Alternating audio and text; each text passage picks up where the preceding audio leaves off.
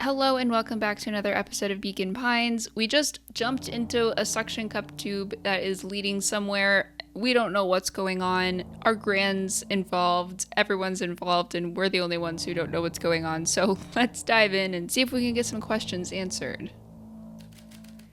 The cold, hard truth. Beck leapt up, allowing the suction to yank her into the dark. Dimness eclipsed around her like the shutter of a camera as she seemed to cover a great distance in mere moments. Her only points of reference were glints of upcoming turns which approached with frightening speed only to carome. I don't think I've ever heard that word. Only to carome her gracefully along. She heard the tinny, distant echoes of Rollo's glee. Once she stopped fighting against it, the ride was impossibly smooth. Then, all of a sudden, as if minutes had passed in an instant, light blazed into view. A burst of wintry air snuffed across her face, and she was flung out into the cold.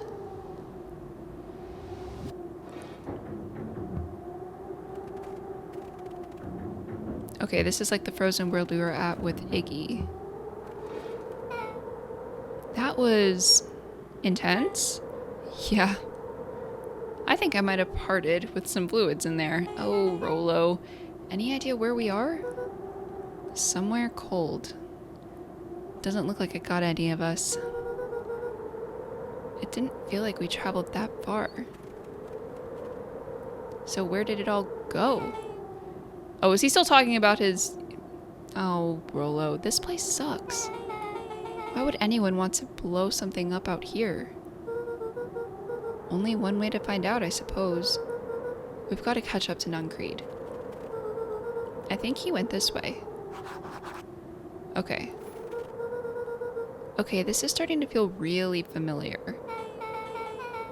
I may not be the most well-versed in all things Beacon Pines, but this does look like some sort of frozen replica of town.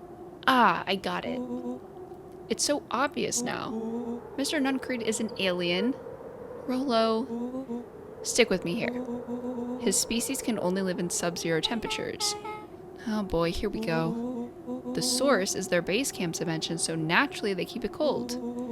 We found it by traveling through those metallic wormholes back there. The final objective, kill us all and shapeshift into a Beacon Pine citizen of their choosing. You never really had me, but you very much lost me there. You get used to it. We should keep moving. Ah! As they rounded the corner to the frozen town square, they spotted Mr. Nuncreed inching cautiously towards a pit at its center. He held his arms out gingerly as if approaching a beast in the wild. Upon closing the distance, Luca recognized what Nuncreed was after. Gran stood confidently at the edge, one arm outstretched over the abyss. Nearby, a wheelbarrow had been emptied out. She held a lit torch which flickered in the bitter wind. Oh no! Juniper, I don't know what you think you're doing, but I assure you this is not going to solve anything. If you drop that, you've doomed the whole town. Oh, it wasn't me who doomed this town. I've been watching you, Joseph. I know what you've done. You and your co-conspirators. Gran? What's happening? Luca, you and your friends need to leave right this moment. Mr. Nuncreed turned back towards the kids, desperation in his eyes. Listen to your grandma, Luca. This is between me and Juniper. Rollo and Beck had held steadfast in awe. Luca approached closer. Mr. Nuncreed spun back towards Gran, his voice growing louder. You've got it all wrong, Juniper. Just hand over that torch. You don't understand what you're doing. How could I possibly trust you to do the right thing? Walt told me everything. He trusted you, and you betrayed that trust. Luca, did you know that this man's entire life is a lie? If it weren't for him, your father might still be alive. Mr. Nuncreed winced with anguish. His voice hardened. That's not true. They both now yelled, not to each other, but at fate itself. making their peace with long-held burdens. The wind howled with encouragement. Walt was like a brother to me. We just had different ideas about how to effect change. Very convenient that your way just happened to line your pockets. Now that's not fair. They menaced at each other, both catching their breath. The moment balanced on a knife's edge. Amid a blur of emotions and memories, Luca's mind flooded with questions. The wind calmed as if to give him the stage. And in the stillness, he began to... Okay, we'll go with weep first. It was all just too much. Falling to his knees, Luca whimpered softly. The tears crystallized as they hit the snow. Gran stared at Luca for a moment with warm sympathy, remembering why this was all necessary. This will all make sense soon, Luca. Then everything can go back to normal. I promise. She stiffened up and brandished the torch at Mr. Nuncreed. You can't hide behind these people any longer, Joseph. Once their precious source is destroyed, we'll see where their loyalties fall. Juniper, don't. Ignoring his final plea, Gran flung the torch into the deep darkness. This won't end well. She smiled and exhaled in relief. Mr. Nuncreed moaned in resignation. The torch echoed as it ricocheted down the hole, punctuated with a thunderous thud. You see, Joseph, I've learned one very important lesson in life. If you want things to change, then you must be willing to. Before Gran could finish, the ground shook her to silence.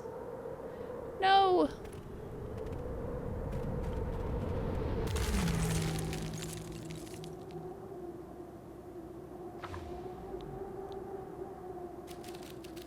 Gran only had time to spin around and run to Luca.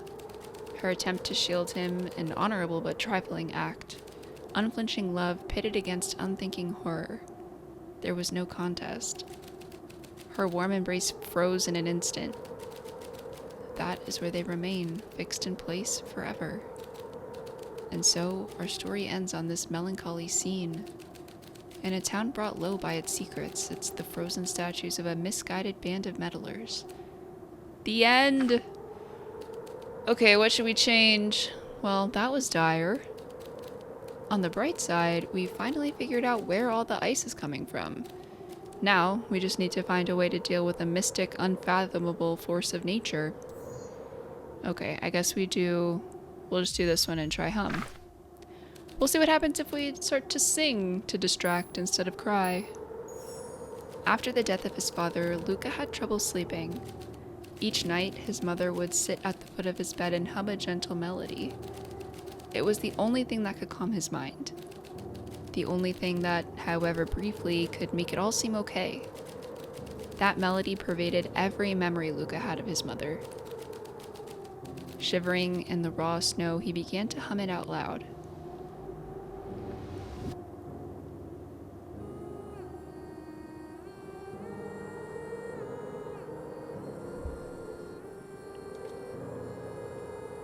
Gran lowered the torch, listening closely.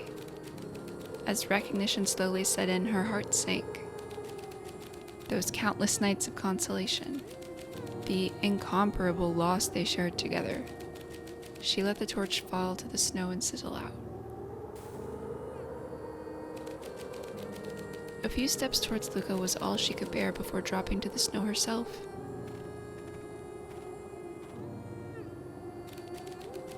Through a flood of tears, she began to hum along, note for note. Luca lifted his head in astonishment. The last time he heard that melody was the last night he saw his mother. How do you know? I'm so sorry, my little buckaroo. Buckaroo? The only people who call me that are my dad and your mother. Luca blinked through blurry, watery eyes, trying to see more clearly. He could just make out the impression of a familiar face. He peered across the snowscape at the woman on her knees. Something about her was undeniably his mother, Okay, I didn't want to say anything, but when we found the grandma's obituary, she was like written in the death registry or whatever in the library. I had a little bug in my ear reminding me that this was something that happened the last time I played it. I didn't want to say anything, but oh my gosh, they got me. Only smaller, older, changed. Mom? That's right, Buckaroo. Mom! Luca sprinted as fast as he could toward his mother. They held each other close and the cold retreated from their bodies. Eleanor? I thought you were... gone? You should have known I would never abandon my son. Eleanor looked down at Luca, tightening her embrace in an appeal for forgiveness. How? You're a smart man, Joseph. I thought you'd have pieced it together by now. You were exposed. Mom, I don't understand any of this. What happened to you? Where did you go? Why did you leave me? I never left you. I was always right here, Luca. Why did you lie to me? It tore me up, Luca, but I did it to keep you safe. I thought that getting answers would help us both move on. But the more I discovered, the more I realized the danger we were in. Until perennial harvest was stopped, it was better if everyone thought I was gone. You could have trusted me. These are bad people, Luca. They won't stop until they get what they want. And they don't care who gets hurt in the process. Then what do? We have to stop them. Joseph slumped to the cold, wet snow. They can't be stopped. This is too big. I tried beating them at their own game. I'm done fighting fire with fire. For the first time in a long time, her voice felt like her own again. No more lies. I see now there's a better way to stop perennial harvest. The cold hard truth. Luca gazed down at Nutcreed with pity. He looked small. Joseph stared into the snow as if searching for answers. Come on, everyone. We've got a party to crash. You don't understand. He always wins. That's a defeatist attitude, Nuncreed. Come on, rally with us. All right, well, we got some answers, some pretty crazy answers, but we're going to go ahead and close out the episode here. Thank you guys so much for watching. I really hope you enjoyed it, and until next time, bye!